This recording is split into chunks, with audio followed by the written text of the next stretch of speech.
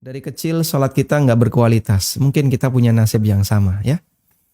Saya, Anda, dan beberapa jamaah yang lain barangkali juga punya kondisi yang sama.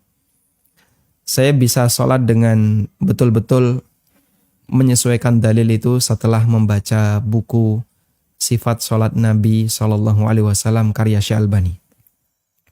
Sebelum itu mungkin nasib sholat saya sama seperti yang lain. Dan dulu sempat juga sholatnya mengikuti gaya sufi. Gitu ya.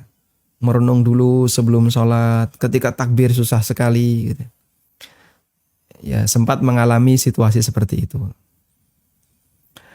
Terus bagaimana dengan sholat-sholat kita di masa silam yang mungkin ada yang amburadul, ada yang gak tumak nina, ada yang hilang khusyuk 100%, ada yang gak karuan. Ada seorang sahabat yang datang masuk masjid. Nama hadisnya adalah hadis musik fi sholatihi. Ya. Lalu sahabat ini melakukan sholat. Selesai sholat, menghampiri Nabi SAW. Lalu Nabi SAW minta apa? Sholli fa innaka lam tusolli. Ulangi sholatmu, karena tadi sholatmu batal. Diulangi sholatnya. Sholat lagi dia, salah lagi. Menghampiri Nabi SAW. Kemudian beliau minta, sholli fa innaka lam tusolli. Ulangi sholatmu, karena sholatmu batal. Itu sampai 3 kali. Setelah yang ketiga, sahabat ini mengatakan, Ya Rasulullah, ma uhsinu ghaira dhak, fa'alimni. Ya Rasulullah, saya nggak bisa sholat yang lebih baik dibandingkan itu. Tolong ajari aku. Akhirnya diajari oleh Nabi SAW, sholat minimal yang berstatus sah. Kalau kurang dari itu batal. Dan penyakitnya orang ini adalah dia tidak tumak nina.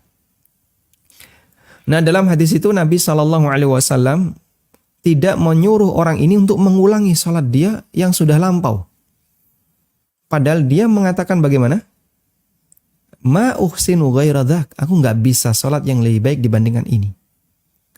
Berarti sholat dia selama sebelum ketemu Nabi SAW ini, sholatnya ya nggak karuan. Yang dihukumi batal oleh Rasulullah SAW. Tapi beliau tidak perintahkan agar dia mengulang sholat di masa silam. Ada juga orang yang ketemu Hudzaifah ibn Yaman. Sholatnya nggak tumak nina. Lalu ditanya oleh Hudzaifah, sudah berapa lama sholat kayak gini? 40 tahun.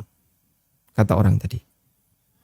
Masya Allah. Kalau kamu mati sholatmu kayak gini, mutta ala ghairi millati Muhammadin sallallahu alaihi wasallam.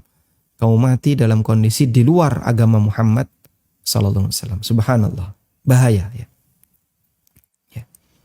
Akhirnya diajari gimana cara sholat yang benar. Dan dalam riwayat itu Hudzaifah tidak meminta agar dia ngulangi sholat-sholatnya yang telah lewat. Sehingga yang diulangi hanya sholat yang waktunya masih ada. Maka kita bersyukur kepada Allah ketika Allah arahkan kepada kita untuk bisa belajar sholat dengan baik, belajar agama dengan baik. Kata Ayyub As-Sikhtiyani rahimahullah, seorang ulama tabi'in. Nikmat yang Allah berikan kepada seorang hamba di antara min ajallin ni'am, termasuk di antara nikmat terbesar yang Allah berikan kepada seorang hamba adalah Allah berikan seorang guru yang bisa membimbing dia untuk menjalankan agama ini dengan benar. Paham ya maksud saya? Ada orang yang dia dalam agama Islam ini gurunya nggak benar. Sehingga sholatnya nggak benar, ibadahnya nggak benar, bahkan akidahnya rusak. Dirusak oleh siapa? Oleh gurunya. Maka bagian dari nikmat Allah, ketika ada orang sudah dikasih oleh Allah hidayah Islam, Allah berikan dia seorang guru yang bisa membimbing dia untuk belajar agama ini dengan benar. Dan itu layak kita syukuri. Wallahu a'lam.